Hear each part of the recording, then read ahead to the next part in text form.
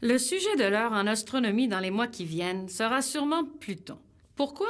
Parce que pour la première fois de notre histoire, une sonde spatiale est arrivée dans ces parages. We have ignition and liftoff, New Horizons. Lancée en 2006, la sonde New Horizons passera tout près de Pluton l'été prochain. Sa mission? Cartographier et étudier la composition géologique et l'atmosphère de Pluton et de ses satellites. Ironiquement, juste après le lancement de la sonde, Pluton s'est retrouvé au cœur d'une controverse astronomique. Bien qu'on ait enseigné à l'école pendant des générations que notre système solaire était composé de 9 planètes, ce n'est plus le cas. Pluton n'est plus une planète. Dès sa découverte en 1930, on a eu des doutes sur sa nature planétaire, car Pluton ne ressemble ni aux planètes rocheuses, comme la Terre, ni aux géantes gazeuses. Pluton est beaucoup plus petite.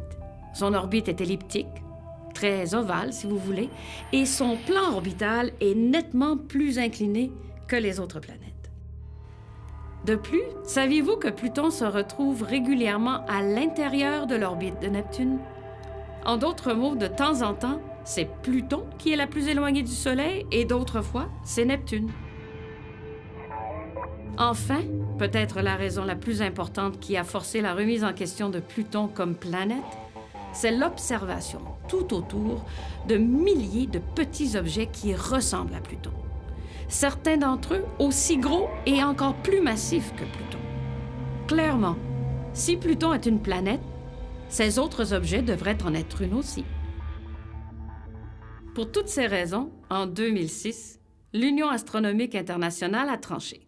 Elle a créé une nouvelle catégorie d'objets qu'on appelle des planètes naines. Et Pluton en fait désormais partie. Planète ou non, Pluton n'a encore jamais été visité ou photographié de près. Et elle reste terriblement intrigante. Déjà, ce ne fut pas si simple de s'y rendre. Malgré sa vitesse de près de 60 000 km à l'heure, c'est 100 fois la vitesse d'un avion de ligne, il a quand même fallu 9 ans pour que New Horizons atteigne Pluton.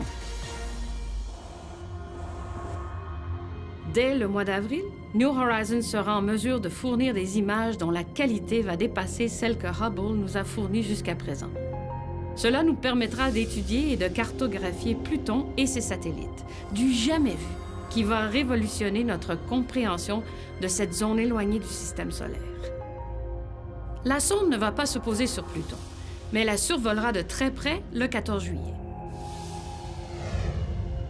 Puis elle continuera sa course vers ce mystérieux anneau d'objets gelés qu'on appelle la ceinture de Kuiper, où se trouvent plusieurs vestiges des débuts du système solaire et que nos meilleurs instruments ont peine à observer de la Terre. Mais toute cette histoire de Pluton et de son déclassement nous donne aussi une bonne leçon de science. Même si Pluton a longtemps été accepté comme une planète à part entière, ce sont les données accumulées, petit à petit, année après année, qui nous ont forcés à revoir son statut. La question était délicate, et il y a eu de la résistance même chez les astronomes. Mais c'est la beauté et la puissance de la science. Ce sont les faits qui parlent et qui déterminent les lois scientifiques.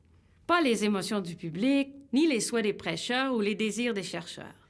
La science s'adapte aux faits nouveaux, et non pas l'inverse. On y reviendra certainement. Ici Julie Payette, au plaisir.